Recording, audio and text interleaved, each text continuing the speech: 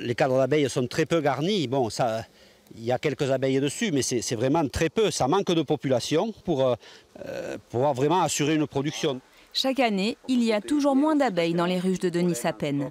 Depuis l'apparition des néonicotinoïdes et l'utilisation de ces insecticides à proximité de ces ruches, cet apiculteur voit ses abeilles changer de comportement.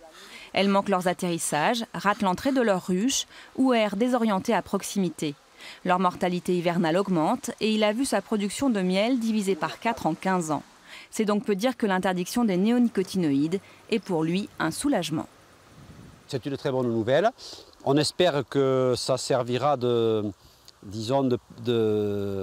on pourrait dire ça, pour l'avenir, pour les molécules à venir, qu'on n'ait pas à avoir 20 ans de lutte avec des milliers d'études contradictoires pour arriver à une interdiction.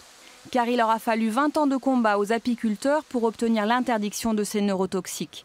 Pourtant, leurs effets nocifs sur les abeilles sont démontrés depuis 10 ans déjà, notamment par une équipe de l'INRA. Basé à Toulouse, Mathieu Lioro étudie les activités cognitives des animaux en collaboration avec l'Institut de l'abeille d'Avignon. À très forte dose, ces pesticides tuent les abeilles.